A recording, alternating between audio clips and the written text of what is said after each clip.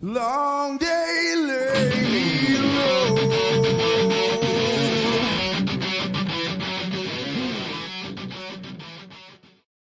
Yo, what's up, everybody? Welcome to Unhinged Entertainment. I am Jason Bascom. I have a few intros, but I thought I'd play that one. It's kind of fitting considering everything going on with Indiegogo and stuff. And we are determined. We're determined to get our comics out. We're determined to get funded. We're determined to produce and give you great content. Speaking of great content, I got some great guys on with me. This is my second chill stream. Everybody knows I suck at streaming mainly because of visual impairment, but I'm going to bring them all in. There's like 4, 5, 6, 7, 8 of them. Who knows? We're bringing them in. Popping, locking. There you Jason, go. you don't suck, man. I've seen you on streams, man. I've seen your streams too. I'm trash, dude. I'm fucking. No, stop, man. Why you gotta put yourself? You eat trash, but you're not trash. Okay, we'll go. I mean, he's from the floor, so yeah. That was one time. He almost died sure. because of that. By the way. I mean, you build 1,000 bridges, suck one cock. You're not a bridge builder. You're a cocksucker. So, I mean, yeah. Don't eat garbage from the floor, people. I mean, come on. We got a couple people in the chat, maybe one or two. We got Mrs. Good stuff. Yeah. What's going on? How you doing? Thanks for swinging by. Snuggie, what's up? I was just on with Chaotic Grace, helping him out. And we got Oliver. We love Oliver. Do? Yeah, we do. Yeah. And hey, if you're watching right now, make sure you share this out. Get some eyes. I don't have the following that Bancroft does because I don't have the forehead that Bancroft does. So, share it out. We can get some eyes on this. We got the guys. Now, this is not. Is this a 656 thing or is this a different entity? It's just a collective of everybody, man. Collection. It's the Gway. It is. Now, all right. What does that mean for anyone who doesn't know? I guess it's kind of like 656, but with different people. It's like but the word is Gway, no? The word itself, yeah. It was used as an insult, like really, really back in the day. Mm-hmm. It transformed from the word buey, which is ox in Spanish. So they just added the G to like differentiate it, and it was used as a bad word. But then it was so used so often that it just lost meaning, and then it turned into a term of endearment, like change homeboy or homie or hey dude, hey Gway, just like that. Okay, yeah, I got you. Yeah. And also, everybody, I was on with Chaotic Grace. Just real quick, side note. My internet seems to be weird right now. I don't drop out, but I, pinwheel of death. So if I freeze, just go at it. No, cool. Yeah. But I mean, it's like I get you. It's like it's a little term of endearment because I did like the cover that you guys had on there in that zine. So, all right, well, real quick, like, how did this ragtag group decide to be like, hey, let's do this. Let's get together. Let's have this fun little thing and put it out. Who wants to go? I'd say somewhere around. I think you talking about like the conception for the Way Zine or like just Comics Way as a group? Because it can go either or.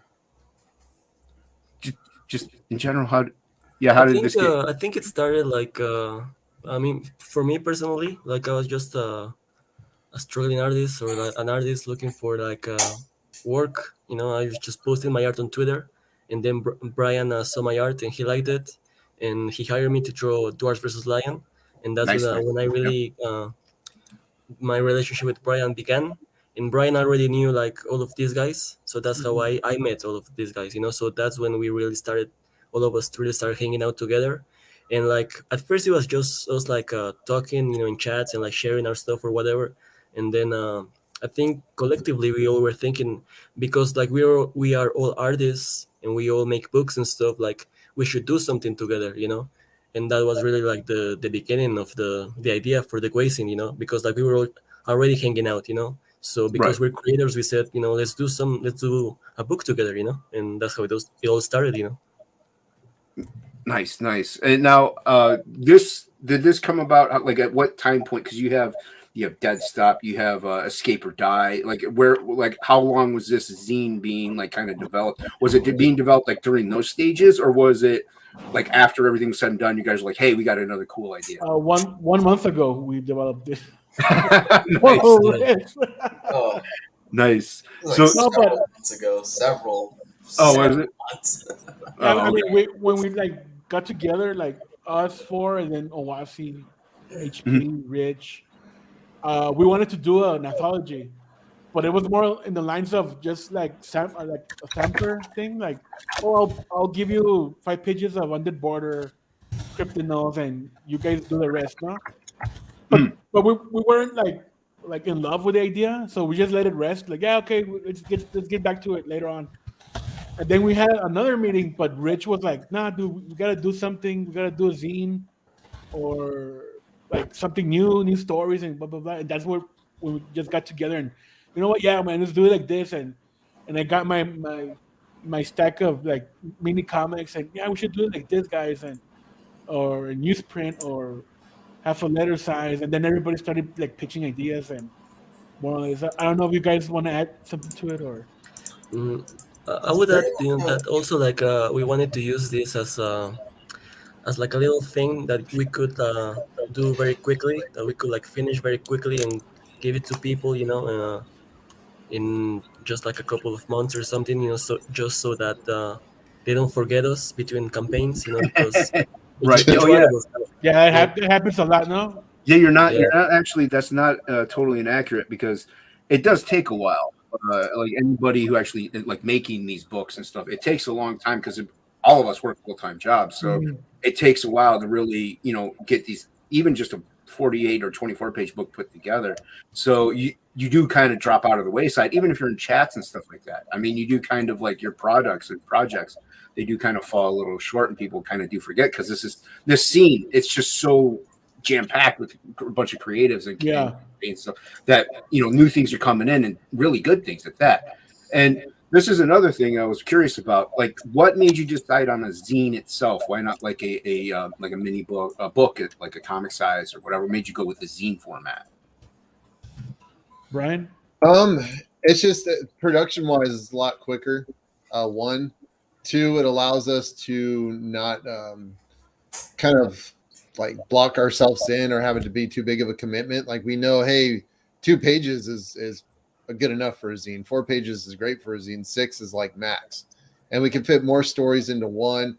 It was just kind of a way to allow each one of us showcase a little bit of our creativity in a quick way, almost kind of like where people went from watching movies, now people consume more TikToks than anything else.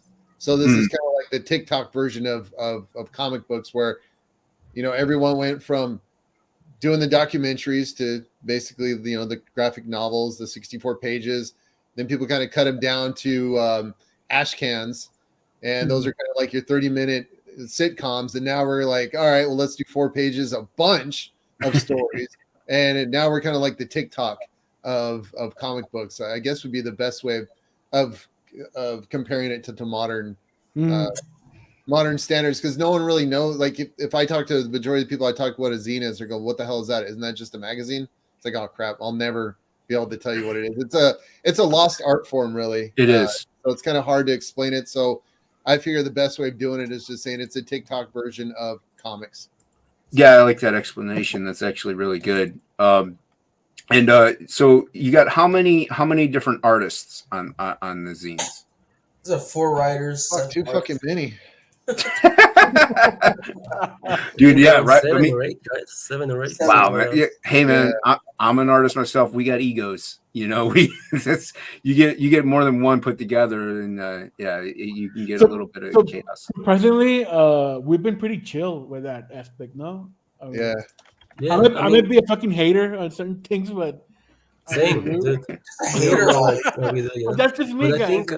I think actually, like when it comes to like our stories and stuff, like we never like had any like discussions or anything. I think we discussed things like the format or the size of the Right. book or like the printing of the book. We discussed that kind Yeah. of stuff. But when it comes to the actual stories and the art, like we all like leave it to to ourselves, because And we that's what we do. encourage each other, man. We encourage each other. So then, do you each kind of like not art wise or anything, or like maybe like story wise, but do you like each like copy edit maybe everything? Like you toss it to somebody, Oliver will toss it to Brian or somebody else, and then you'd be like, oh, that you spelled this word wrong or this word isn't used right. We do have an editor in the group. Okay.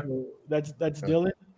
Oh, nice. Rainbow. So yeah, he's gonna clean up after us. I know that's wrong, but yeah. Hey, he's the adult in the room. He's You need one. Yeah.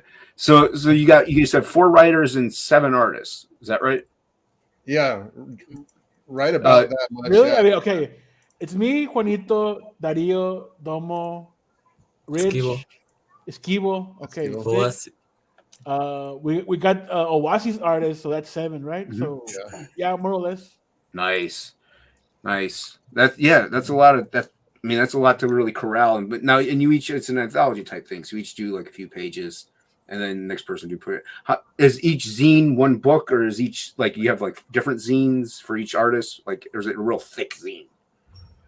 So we're starting off with just a 48 pager, and then I'm pretty sure that will grow as we get more and more content. But right now it's just kind of, Juanito, for example, each zine is going to have a different story.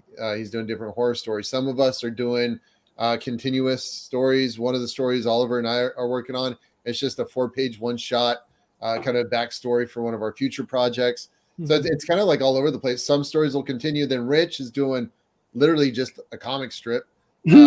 Domo, he's doing a one-time strip on his story. So it's a mixture of everything. Some will be continual, some will change every time, and sometimes will just be 2-page, 4-page, 6-page story. Some will just be a one strip. So yeah, and also Rich is even I think Rich is even like doing in one page he's doing the stripped, and in the other page he's gonna do like a fake ad, just like a art. That's great, man. You just want to go like whatever, it'll Dude, be like a fake ad. Let me say this as a fan, you guys got some bangers on this, man. I love a lot of these artists that you have on there. Like I looked at it, I obviously backed it. Thank you. I picked up this. Well, dude, of course, man. I love the artwork on this stuff. Yeah, so I love. Okay, now this is probably a dumb question, but I mean, almost no questions are dumb unless you don't ask them. Why did you go this route instead of Indiegogo? Like everybody, like I know there's issues now with Indiegogo, but everybody knows like Indiegogo. You got the platform, you can search it. It's easy. It's a one-stop shop. What made you go the route with Aerith and this way? I guess I can answer that. I've been kind of a stickler for Indiegogo almost since the first time I got on the platform. I could just tell that there was, first of all, the fees, the lack of being able to provide a good customer experience, the customization. I'm the type of guy that anything I get, if I can't pop under the hood and modify it, I don't want to touch it. Yeah. Like everything I have in my house is modified. My computer is hand built. Everything that I have, even our equipment in our warehouse is like tweaked because I have to do that. With Indiegogo, it's like, here's your format, have fun with it. I don't like that. And I also like the fact that people could go and they could buy this zine. If they like other stuff on the site, they can just keep adding to it. You don't have to do, like you can add add-ons while you're shopping without leaving the page. It's cheaper, but more shipping options, more buying options like PayPal. You can do payment system, and then the shipping too. Like for example, our shipping, we let people pick the shipping they want. I know there's a lot of kind of girl drama going on Twitter right now about medium mail, and it's like, why not just tell people here's 5 options, pick one. Like, yeah. When I checked out, I really like that feature. When I checked out, I'm like, oh, I could actually get it sooner than I wanted. That's kind of cool. Yeah, I like that you showcased that you have that on there. And I love the PayPal option. I know there's also that issue with PayPal that's going around, but I mean, there's going to be issues with the things virtually almost no matter where you go, unless like you have your own servers or whatever. Right, and the thing is here, it's like, what would you rather have, problems that you can't be involved in or problems that you have the ability to fix? Yeah, I know we're on Shopify. They can shut you down. It's a lot harder than that.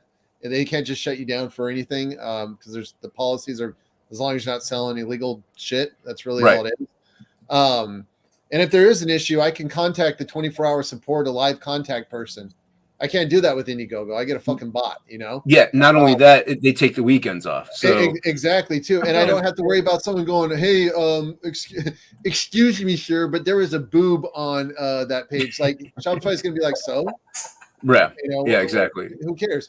I can also manage my customers through here. I can manage marketing through here. It's just a better system. Yeah, I know not everyone can build this, but 4 years ago, people were thinking an Indiegogo campaign was hard. So, I mean, this is going to be in 4 years. Oh, man, yeah, you don't have your own website. What are you, loser? That's Right. kind of how it's going to kind of go out. But we just like this all together. It really allows us to build. And something we talked on Saturday night or Friday night was each one of us will eventually have our own website. We can put it under the comicsway.com domain, and you can shop our whole catalog. And each order, depending, let's say you ordered Oliver's book and Juanito's book. Well, yeah, you ordered it from the one store, but they each have to fulfill it on their own, and they get paid separately. So it's kind of like a mall, like literally a mall where you're just walking into, Comics Way Mall, but there's all these little stores that you go in and purchase individually. So that's another thing that we're really excited about doing too, is being able to host multiple stores and one place to shop, but everyone is then paid on their own and have to fulfill on their own. Or we could just create it all in-house on a warehouse too, which is really easy to do as well. Yeah, that was something that was just curious on my own part about it. Was like, how is each person going to get, some finances from it, because you got a lot of hands in the pot here, but you just pretty much answered that. So what goes in with this one here? If I were to click this little button guy here and get this, what am I getting? So if you scroll down, we can let the guys kind of like talk about each story that is going to come into the zine. Another thing you forgot to mention here. I got a tiny human, not so tiny human, asking me stuff. The wings are here, man. No, he's checking to see if they are. He's checking to see where they're at. It's hungry. Brian, don't forget to mention the payment. It comes in quickly, no? You don't have to wait. Oh yeah, that's another big thing, man. Is for creators, we don't have to wait, 60 days to get paid. We get paid right away. So if you use credit card, we get paid the next day. You use PayPal, we get paid right away. So we're able to put the money right into production. So there's no, well, guys, I don't have money to pay my artists, so we're gonna have to wait until the campaign.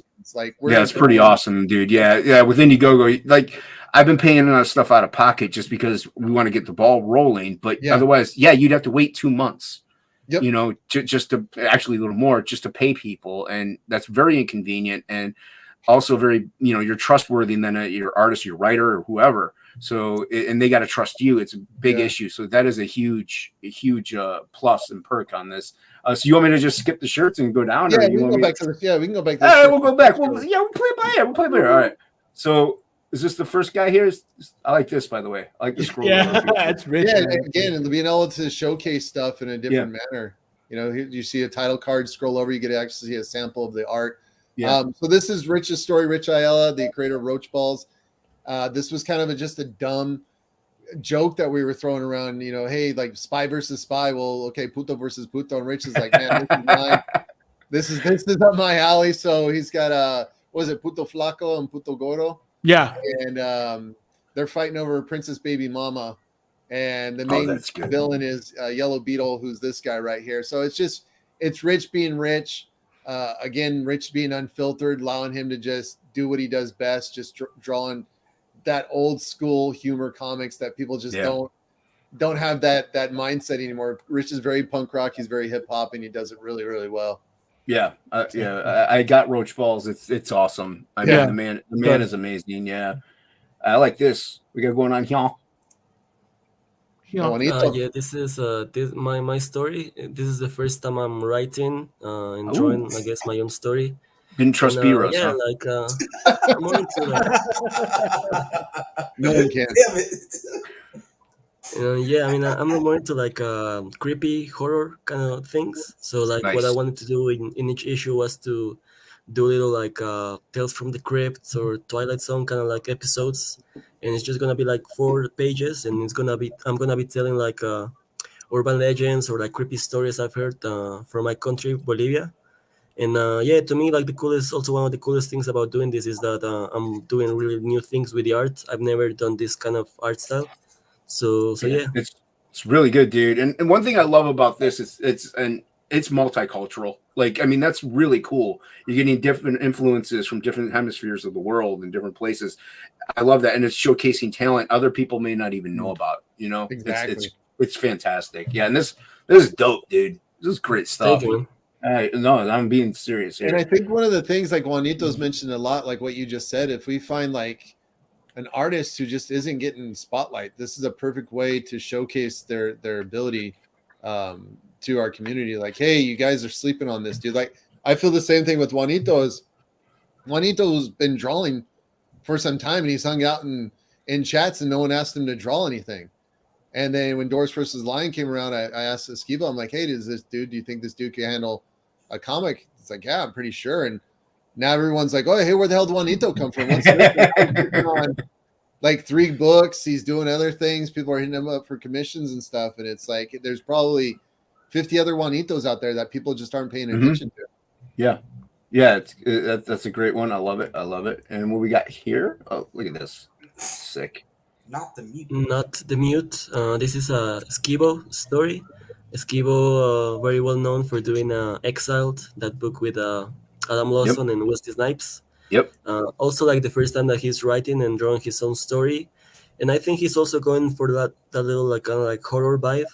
I think he's exploring nautical horror, like underwater shit, creepy stuff. And also, he said that Dark Souls, the video game, is a big inspiration for this one. And I mean, you can see that like he's gonna do. Oh yeah, I love the shading. I love the shading on the dude here. It's dope. I love that. It's sick.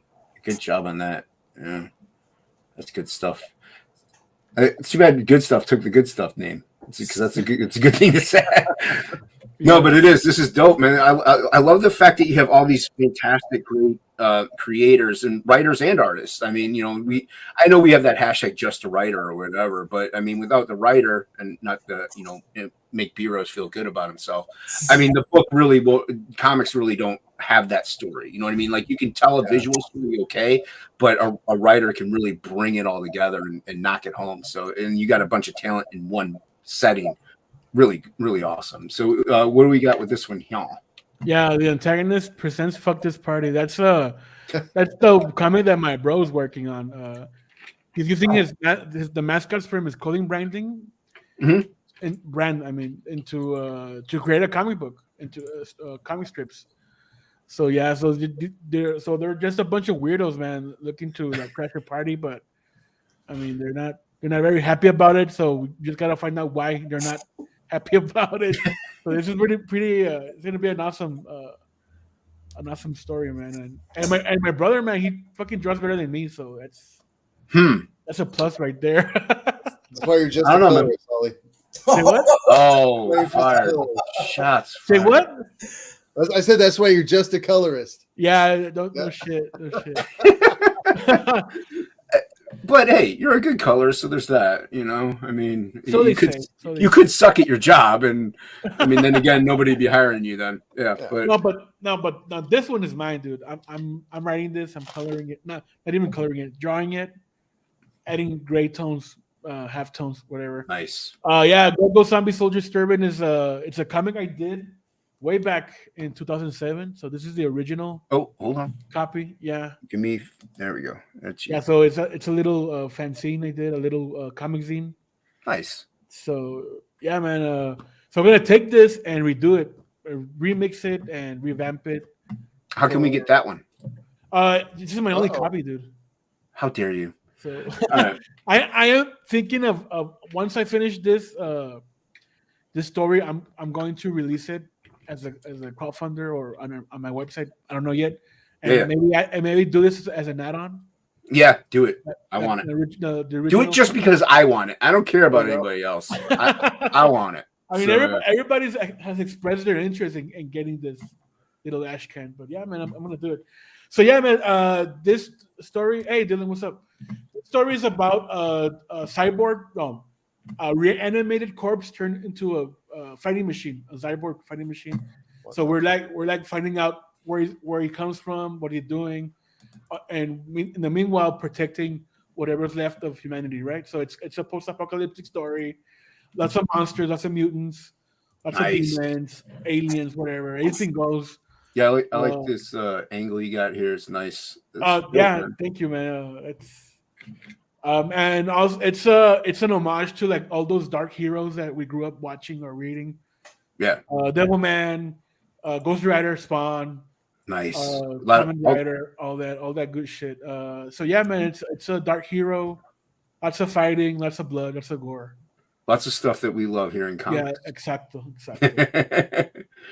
And this one has a rollover. Nice. Yeah, you guys didn't have one, so up yours. No, I haven't. No, it's fine. Whatever. We don't need them. Whatever. You want to showcase your artwork? That's on you. Stop pressuring me, Jason. No, what we got with this one? Come on, hit me. Dylan, you want to pitch a Battle Kiwi? Sure. It's about two brothers. Two brothers.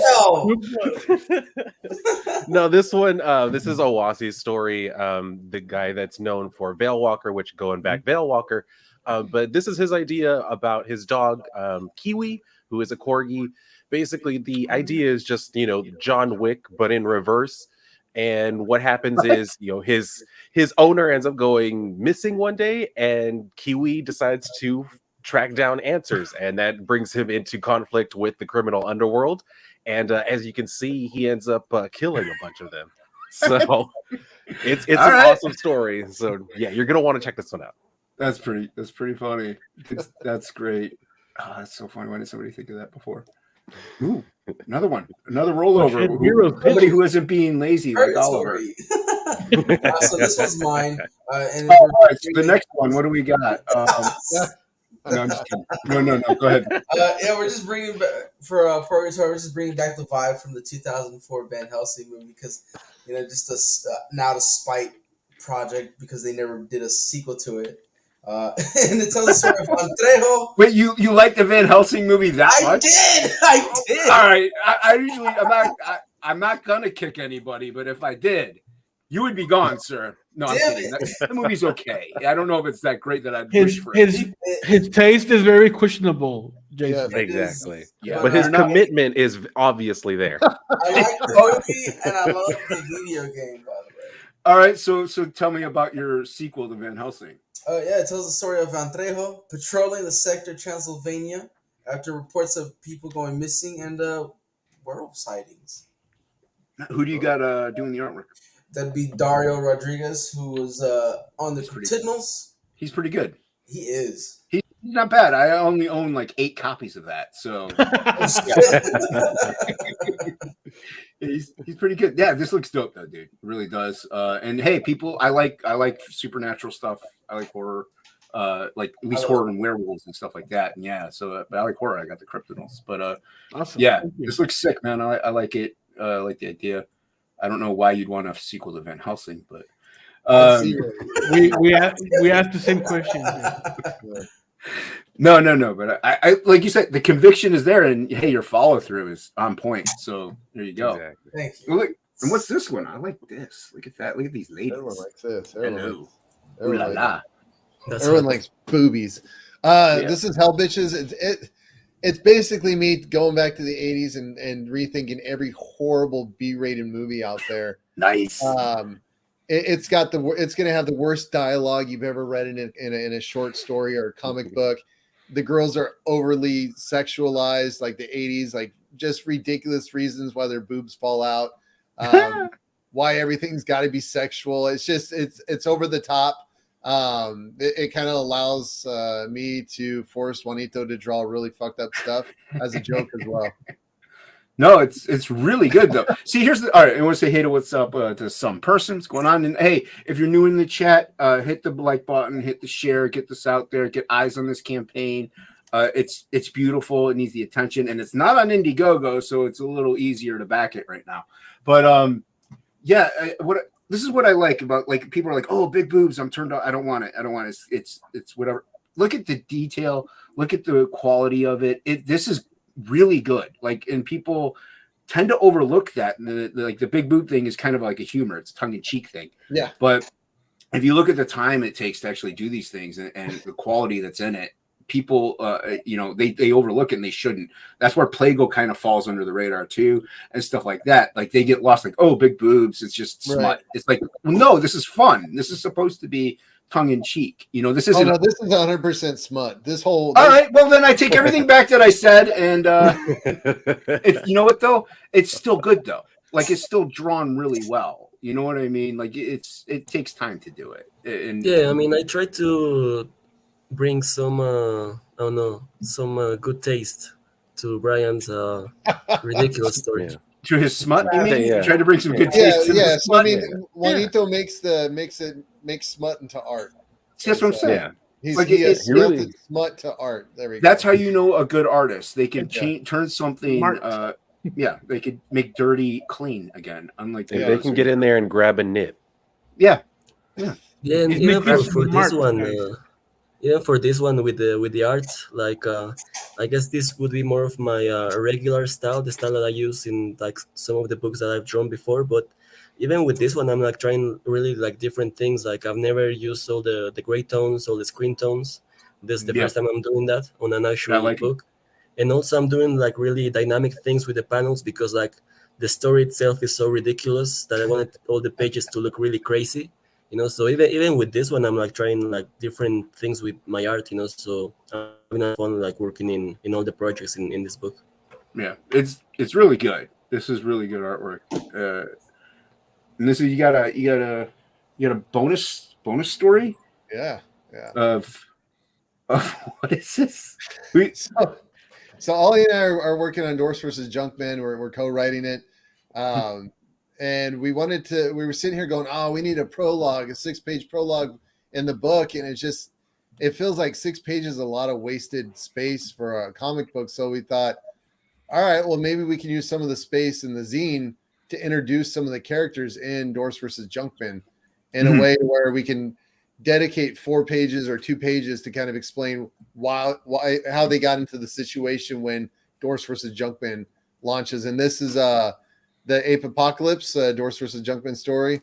And this is going to follow the arrogant ape, how he gets his name and why he ends up in the junkyard fighting Junkman with the Dwarves.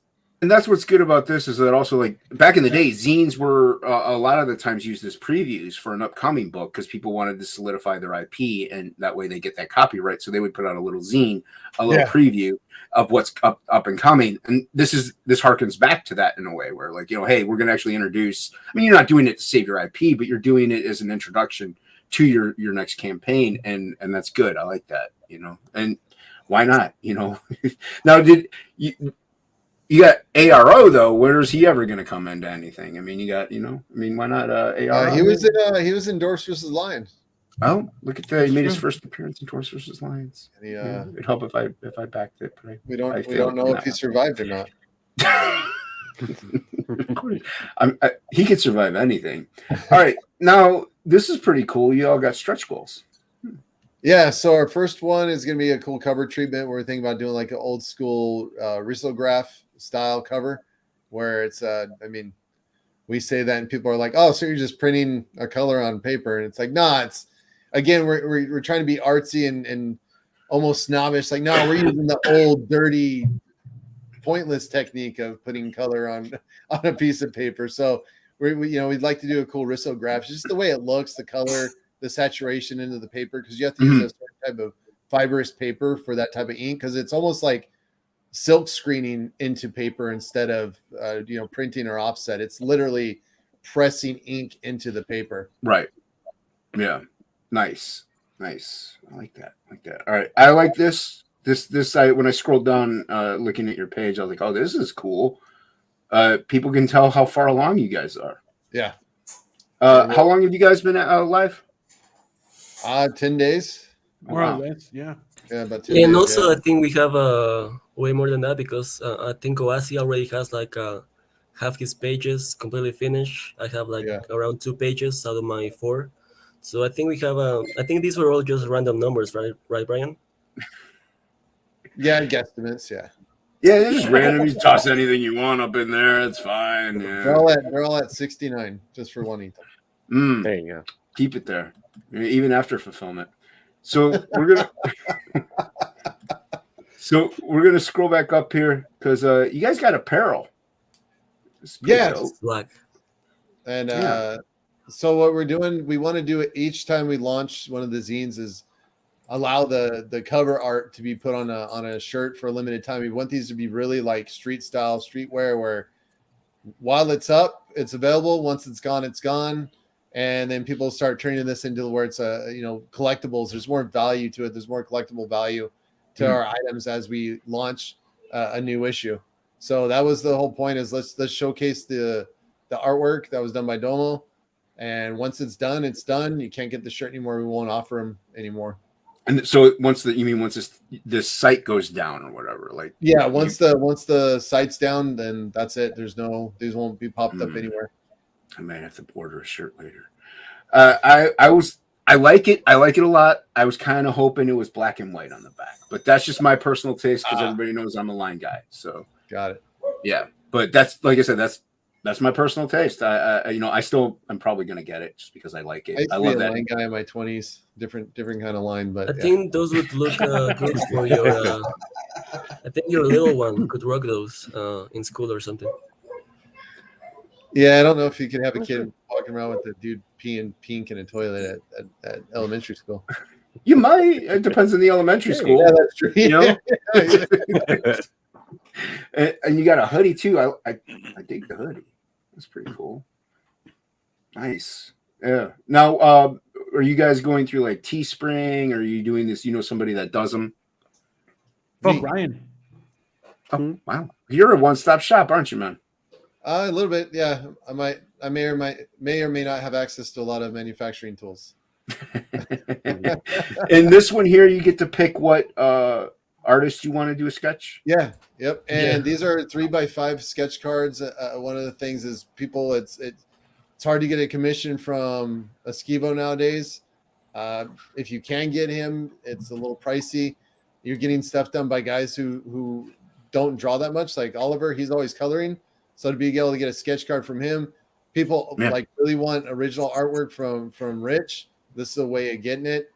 Domo, you don't ever see, like people don't have access to get sketch cards for artwork. So, look at this guy already. Yep. That's the size of the sketch cards right there. Nice. Look at that. That ain't no sketch card. That's an actual piece, dude. Talking about. Look at that. Think of it as an index card, more or less. Yeah. I was gonna say, there dude, you go. those are nice, man. Really nice. We got Krager in the chat. What's going on, man? How you doing? I think you may have backed it a few times. Yeah, like I said, I'm probably gonna get a shirt, dude. I love the shirts. I wear them at work usually. Of course, nobody knows what that stuff I'm wearing is. What's up, Rick Saylor? We got Rick Saylor in the chat. Rick, share this out, man. Yeah, and all right, so I love the apparel, and this is what I picked up right away, just because it was easy. I clicked it, and like there you go, boom. You're good to go. I liked it. So what do you get if you order just one of these? You get just one zine. What are you getting? Yeah, you're just getting the one zine and whatever stretch goals we unlock. We have some really cool stuff that we want to showcase. The first two are very upgraded to the product, and then we have two more that really kind of allow you to be, I guess we're saying, part of our marketing team in a way. Yes, and for people not familiar, because you're familiar with Indiegogo and stuff, this is what I liked. I was like, oh, well, I can't scroll anymore, but you just click off and boom, you're good. And then you can, click that. You can just add it, and there you go. It's on your cart.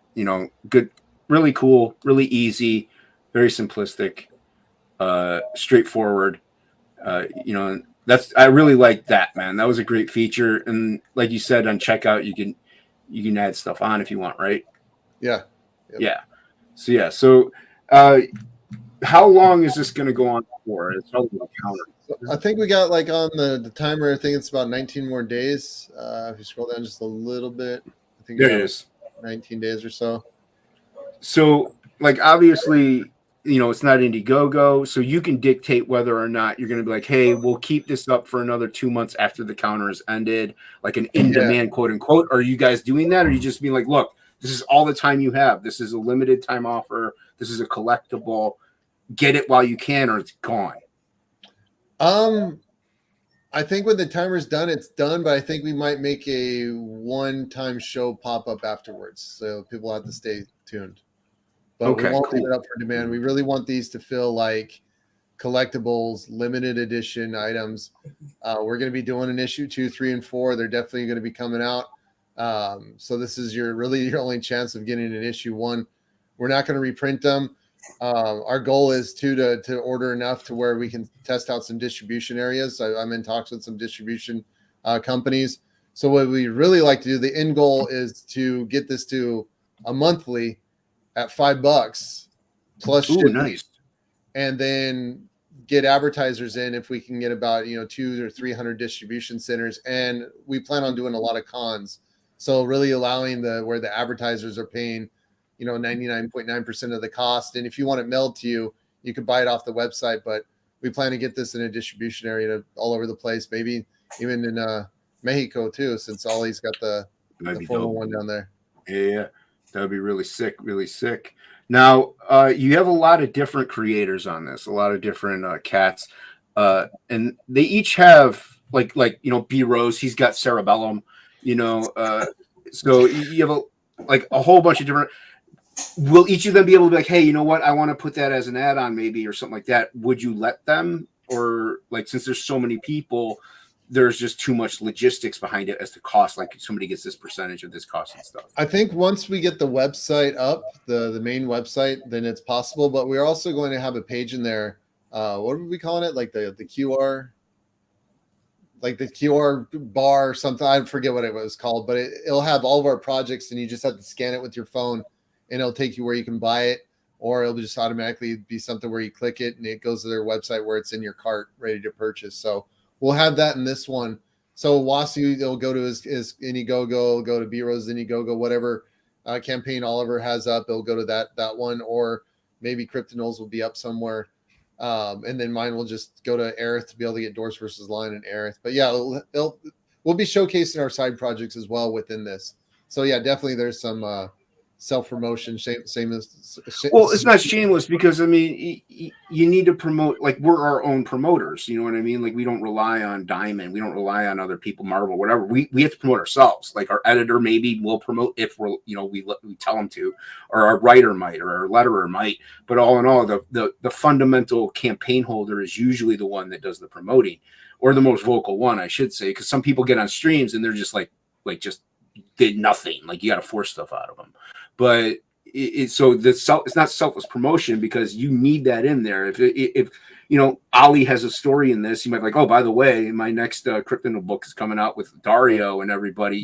Here's the QR code. Check it out.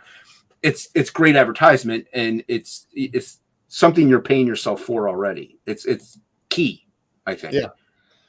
Yeah. It'll be our own.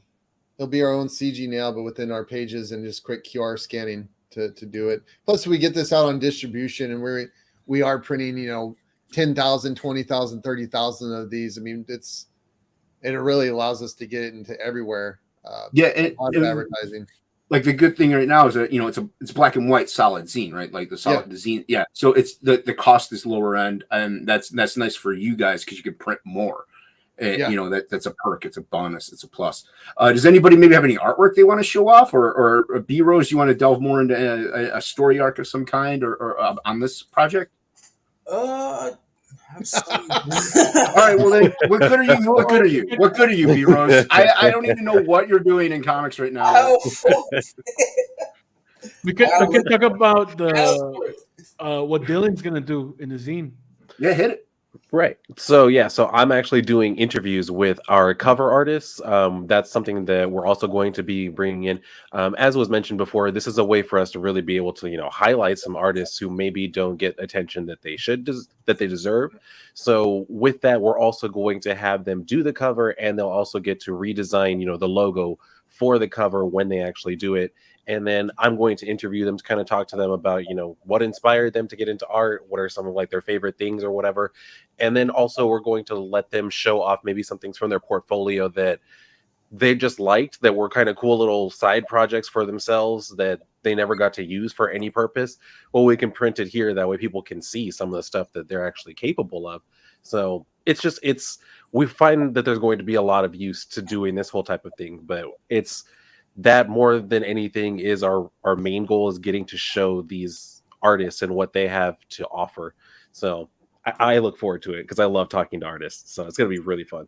And we're actually starting, with Ollie's brother. So that's going to be cool. Nice. That'd be, because not too many people know about him. So that's really good. And that's one thing, like Rick Saylor, he actually lives like a couple hours away from me. And he went to see me. I was outside the local comic shop. And he knows me as drawing comics. Like he saw Absolute, he liked it and stuff, but he went and seen me.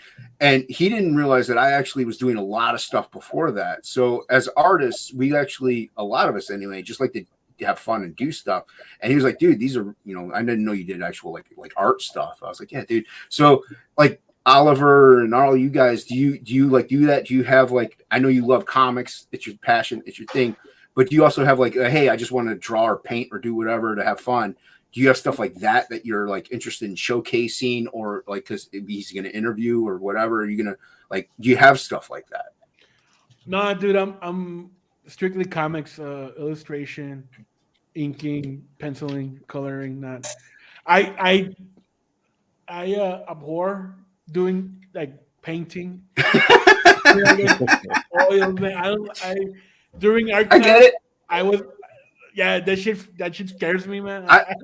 I've done. I like oil painting, but yeah, dude, it's a monster. It really is. Dario, he's a Renaissance man. He does murals, oils, nice. acrylic, ink wash, watercolor, and comics, man. So I think he's doing also sculptures, man. Jeez, like, man. Yeah, he's crazy, man. He's crazy. Nice. Anyone else do is that mainly like just comics? Anybody else do anything like B-Rose? Do you do poems of I don't know, flowers or something? Me personally, I like to before I got into the drawing comics, I was just like doing a bunch of stuff, of course, drawing, learning some new things just because I wanted to like really, like whenever I would post my arts, I really want to like impress people so that I can like get work and stuff like that. So before I actually started drawing before I started drawing Dwarf vs. Lion, which was my very first comic, I was just drawing like a bunch of things, drawing like a watercolor paintings. Nice. I did a little bit of acrylic painting. I'm not that good at it, but I do that. Nowadays, I don't really have too much time to do that kind of stuff, but I have a bunch of like old paintings, saved and stuff. And we were even talking like if we ever like when we're doing the scene, like if we ever need some extra pages or something, we can just put like random drawings that we have that we never show to anybody, or like random art. That was another idea that we had. If we ever need like some extra pages, to fill the scene. Yeah, I actually really like that because it showcases, like you said, it showcases stuff you normally would never see, like ever almost, But yeah, like, and there's there's 5 of you here. That's really not all that many. So like B-Rose, what made you want to get into like comics in general? Like, I mean, I'm sure you probably collected from a young age, maybe, or what? Like, what was it that made you want to write comics? Because that's usually not something people are like, hey, I really want to write comics. Usually people are like, I want to draw comics. So what made you get into that? It just stemmed from reading Mark Miller stuff, primarily Kick-Ass, because I was like, nice. I thought comics through the whole time was just like, oh, cape shit. You can't really go outside of and do, raunchy. And Kick-Ass and Mark Miller's writing, and I was like, Jesus, this blew my dude, it was good. high school year mind out of the water. Then I got into manga, and that's where everything changed. Oh. The And then the tentacles, and then the hentai. No, I mean we all rip on manga here, and honestly, man, I don't about like I got a Berserk volume. It's dope. The artwork's sick. I like the typical stereotypical stuff like Akira when it comes to anime and stuff like that. But we knock manga here, but only because it's dominating. So that's why we also kind of rip on it. Plus it sucks. But so like so manga is like a bigger influence for you than B-Rose, huh? Mostly, what I get out of it is the linear storyline where everything's like going from the beginning, middle, and end, and all that. Right. Shit. And whereas comics, there's just constant reboots, and it's just like, man, lately. Ali, what about you? What made you really like jump into this field? Because you said you mainly draw comics, like that's mainly what you do. It's a combination of Nintendo and TMNT. Nice, we do Turtles. Way back in the day. I mean, I would play those games, and I would just like imagine, wouldn't it be cool if they had this stage in this game or this character, and I would just create like new characters for the game or shit like that. And then the Turtles, man, the cartoon, man, I was fucking in love with that, and I would draw my own adventures and also the Turtles and all that. So your introduction to the Turtles was the cartoon and not the comic. No, it was a cartoon in the Archie books in 7-Eleven. Like before going to school, my dad would take us to the local 7-Eleven or grocery store just to like buy an orange juice or a donut or whatever. Right. And I would hit to the spinner rack. Hey, can I take this too? I mean, the spinner rack. But I didn't know what comics were back in the day. I was just, hey, it's Turtles. Can I have it? Then a while time passed, and then I found out the real Turtles, the real comic, the Eastman and black and white Eastman and Laird, and white. There, I bought the 4 collections, the first editions. I think the publishing house was called, like for 10 cents because it was already like nice. It was a hole punched through the cover, so that's why it was so cheap. And dude, it blew my mind. I didn't know Turtles killed people. I didn't know they killed the Shredder. Dude, I was like, oh shit, this is badass, man. And then after that, I discovered Spawn and all that good shit and all those good horror books back in the day. The Night Stalkers and Pit, obviously. Pit, without a doubt. I mean, and everyone knows I'm a big Max Sam Keith guy, And Image definitely, blew a lot of people away, but art wise and stuff. Exactly. Yeah. So, how else did everybody else get in? Nobody wants to answer that. I mean, like for me, I'm a comic book fan since I was a kid. I didn't have comics really when I was growing up, but the first thing that I remember loving was like Batman the animated series. And so the interest was already there with like superheroes. So I'm very much, as you can tell, superhero oriented and shit.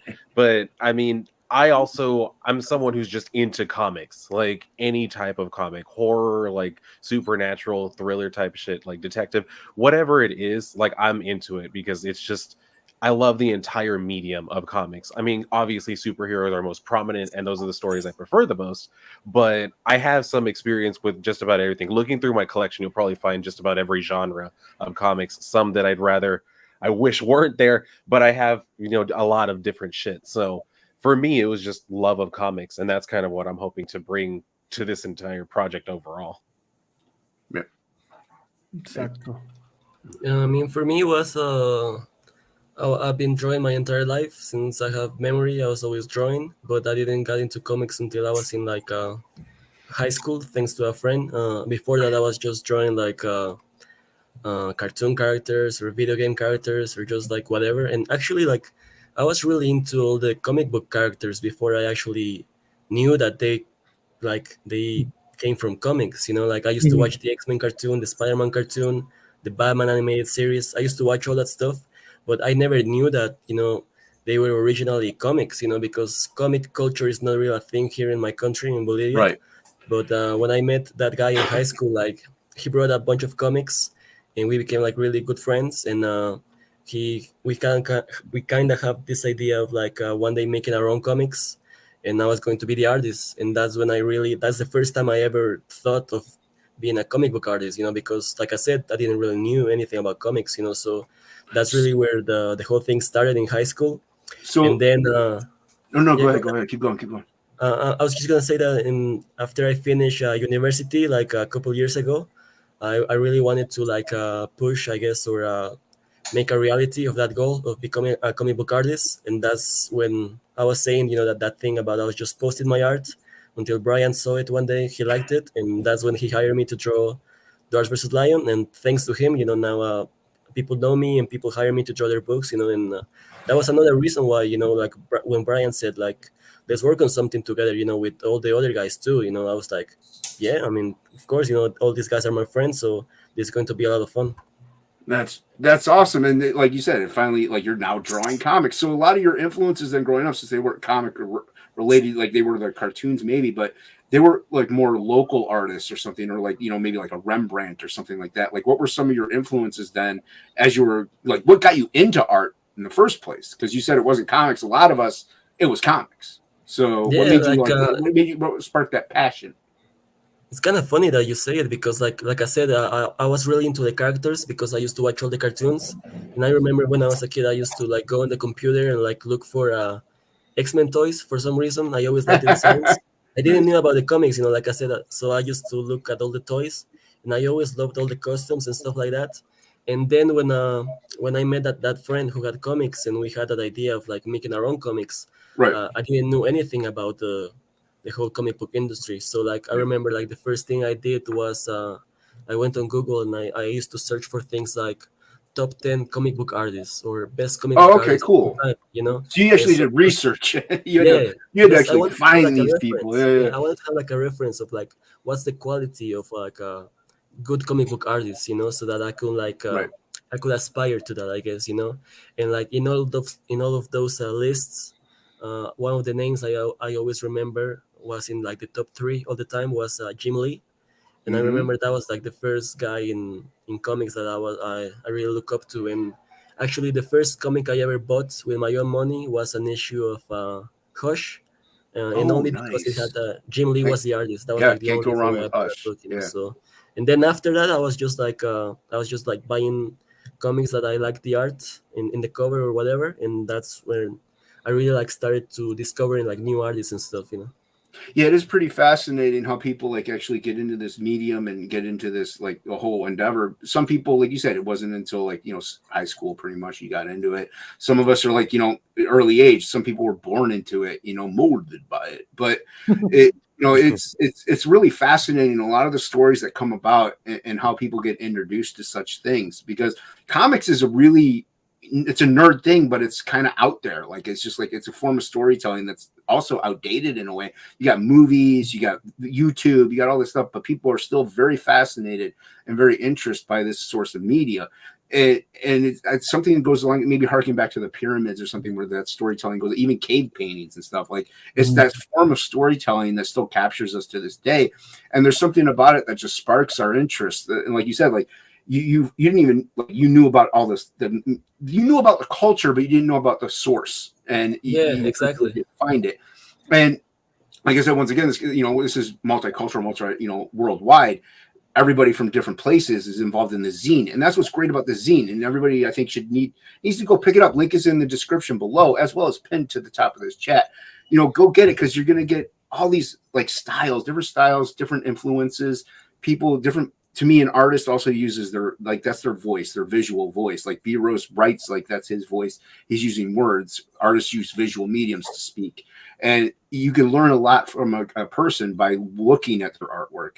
And you also got Aerith like doing all this legwork, doing this promotion, doing the site. I mean, like this is actually a really good version of what you can do outside of Indiegogo. Like this is taking the bull by the horns and being like, look, we're going to do it ourselves. You're screwing our creators over. You're screwing our the artists, the writers. You're screwing everybody over.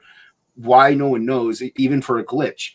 But at least if there's a glitch with this, like he could be like, hey, there's a glitch, everybody. He'll let people know. It's not like he'll be sitting in the weeds just letting you float around. So I think it's a great project. And like I said, I did back it. I actually picked up 2 zines. I do want to get a shirt, hopefully. I have to Thank you, wait. man. Thank you. Oh yeah, dude. Yeah. I'm a fan. I'm a creator. I'm an artist, but growing up, like I say, with comics, you look up to these artists and you're influenced by them. These are styles that I'm influenced by as well. They may not show through in my artwork, but I love it. It's fascinating to me. Like, and the thing is, like, I didn't learn to appreciate, like you said, Jim Lee. You know, you got Jim Lee. Everybody loves Jim Lee. You got your Mark Silvestris. You got your Todd McFarlane's. But I didn't learn to really appreciate like John Byrne, all these other people until I was a little bit older and be like, this is storytelling. Like, this is actually like not just the details and the cross hatching and the sexy, as Todd likes to put it.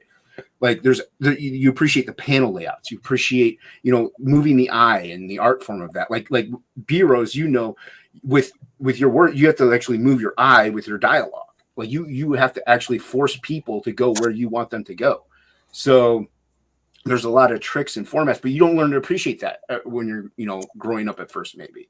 So yeah. And as a writer, B-Rose, I mean, like, like I said, there's that hashtag just a writer. Do you feel sometimes like writers get pushed to the back burner when it comes to this kind of stuff? No, since we're basically well, whenever we have our own things, we're funding the whole thing, so that's why we get first billing. That's just my thing. I guess. Well, I mean, like as far as like interview goes, like if somebody like hits people up, do you think like usually they want to talk to the artist because this is comics? Like, do you think maybe like, hey, he's like, I'm the writer, I'm the second half of this whole thing, I mean, yeah, he's good at what he does, but I make him shine. Like, I mean, I'm not saying like you feel like you're abused and misused, because you are, because we do it to you, but like maybe like you feel like often people do want to talk to the artist mainly because of the medium that it is. I think they go hand in hand. You can't really have one without the other. Come on, bash your fellow. Come on, man. I can't do it. Do it. You want to, and you know it. I can't, because then that's going against my damn self, and I gotta be my own cheerleader too. Oh, look at you! You're wearing the skirt and everything too, probably. Oh yeah, mostly this time. No, he is. Exactly. No, also, but see, there you go. That's a great thing about this zine, this project, you guys know without one, the other, isn't there. You work as a team. You are, you're a unit, for lack of a better word. And that makes it more of a cohesive thing. And the product would shine even more. And that's why people need to get it. People need to pick up the zine. Zines harken back to the old days of indie comics, of indie days, the underground. That's what this zine is. That indie comics, CG, it's underground. I mean, we are the gutturals of this, a lot of this. And this zine harkens back to a lot of that. And it really stands out because it's not just the zine, it's quality. Like, you're getting quality in all these pages, all these different artists for $15 plus shipping, and you get to pick what your shipping is. That's awesome. You can't do that on Indiegogo. Click the links. If there's a mod in the chat, drop it too. Maybe people can click on that one. So we've been going about an hour. Is there maybe something I didn't talk about you guys want to talk about? Is there like little secrets about the zine that we don't know that I didn't say? Or not yet. Again, that's like learning proof of concept and letting people kind of really know what a zine. Obviously, guys like what they are. I think a lot of our community doesn't really get what they are fully. So I think this first campaign is more of an educational. Second will be becoming a little bit more formal with everyone in the format. And I think by the third or fourth, people are really going to be digging it and understanding wow, we're getting a lot of content, short reads in this little bit with some crazy art, with their own sandbox. And again, our end goal is to have 100 pages monthly.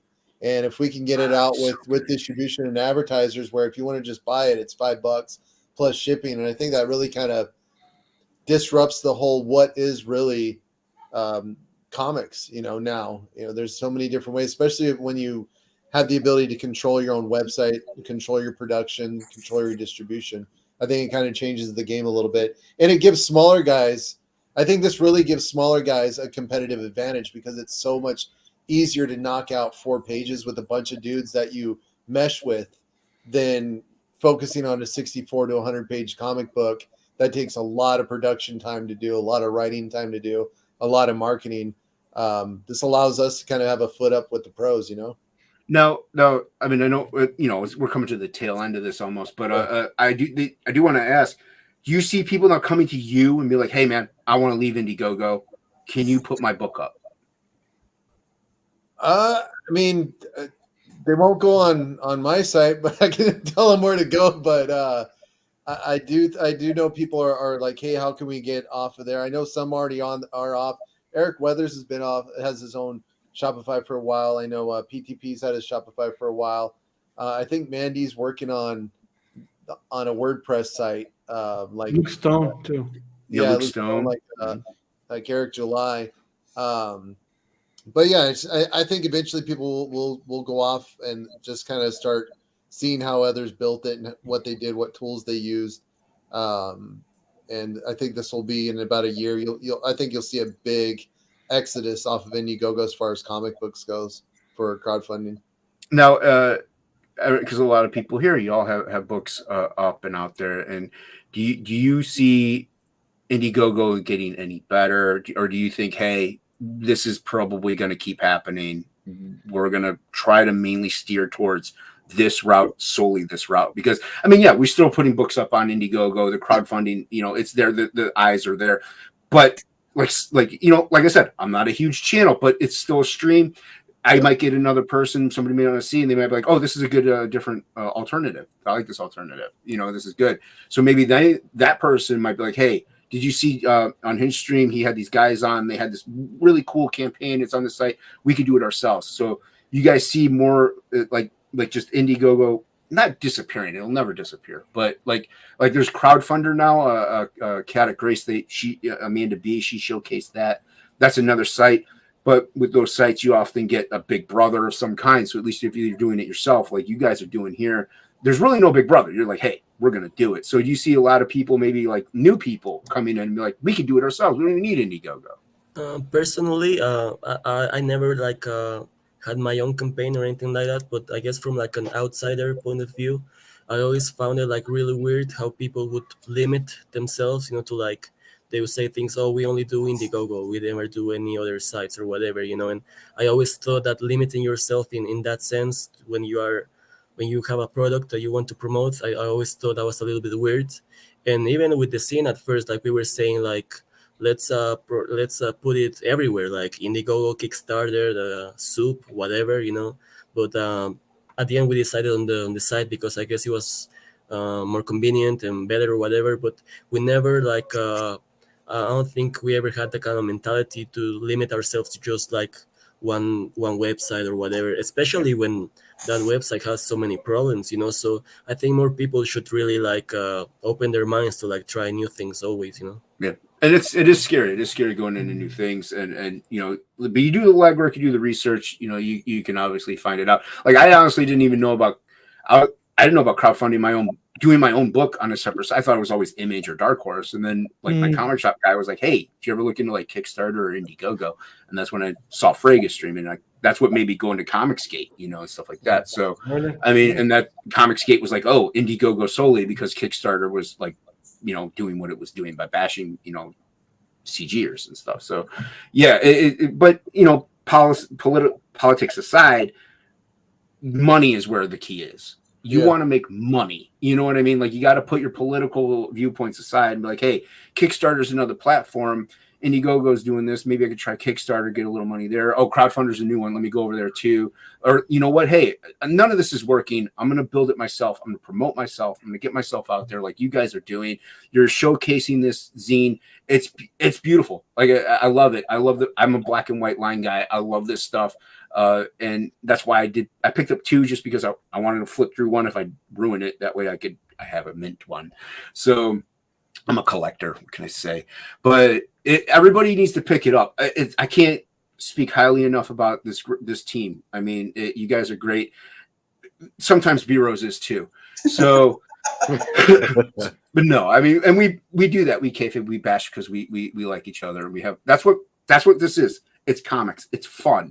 It's supposed to be fun. Like whatever happened to that? I mean, it just seemed by the wayside. People got weird, man. People got weird, man. That ain't no lie. People definitely got weird. Like growing up collecting comics, man, you're just like, oh, I'm a kid. I want to pretend to be Spider-Man. You know, it's not like, hey, I want to steal your wife and children. But no, hey, No. oh, easy, Tiger. That was not good. That escalated real quick. That hell that went. That is quickly. Anybody have any closing statements? Any last words, B-Rose, before we... No, I mean anything you want to say, anybody?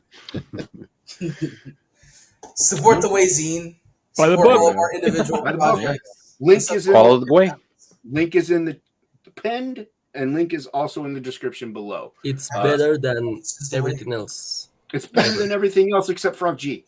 So Except Frog G. Get from- sorry, man, I gotta promote my own. But by the way, yeah, Frog G link is in the description below for that. I don't know if the backing issue is solved because Shay backed on Friday and it finally went through today. Can you So- give us a rundown of what's happening with IGG? Dude, I know what everybody else knows, man. It's shadow, like some people are shadow banned. You can't find them unless you specifically have the URL. Some people just aren't getting backers. Some people like what was it? I even backed it on the fucking thing. Unconditional shove. Okay. Yeah, like they had like 28 backers, but it was only showing like 12. So, and that was on launch day. So, I mean, there's still an issue last night, but I don't know if it's been resolved because that's more or less of a site-wide thing. And some people are now thinking the shadow ban might be too. It may not be a target like we first. The reason why everybody thought the shadow ban was a target through CG is because it happened so many times in the past. That oh, your Comicsgate, we don't want to showcase this, or somebody's gonna flag your campaign because of it. So, but now we're thinking that's more or less of it could be just a site-wide problem. And another theory is they're resetting the tip to 0 because they initially had it at a percentage. So maybe they did something to reset it to 0 and that totally messed up their system and trying to fix that. There's so many theories, man. I really wish I had an answer, because it really did, like it hit Frog G and we're just like, oh man, this totally sucks. And now, Irene had an issue with backers. I'm sure Shane is right now too. He just launched. So, and he's doing well, but I'm guarantee you his numbers are probably a lot better than what he thinks they are. So hopefully it's solved, dude, because like I said, we just finally got somebody backed Friday. We finally got it today. Maybe it's solved. I don't know. And by the way, if you're watching this, watching on the replay, you back a campaign, you don't get confirmation. If you want to reback it, fine. But like, if you just don't reback it, if you only wanted to back it the one time, because your payment will go through eventually, probably, and you will get your book. So keep an eye on your bank account. Keep an eye on your list of backings, and see if it does go through. Keep your head up. But in the meantime, back this because you're going to get it. I mean, you're going to get it. Your contribution is going to go through. We're outside IGG, guys. Yeah, you're outside IGG. You're not going to have an issue. Separate from all of that shit. Separate from it all. They accept PayPal. It goes through right away. You get to pick your shipping. And not only that, you're going to get a quality product. You're going to get a great shirt. You're going to get, it's just good. It's good stuff.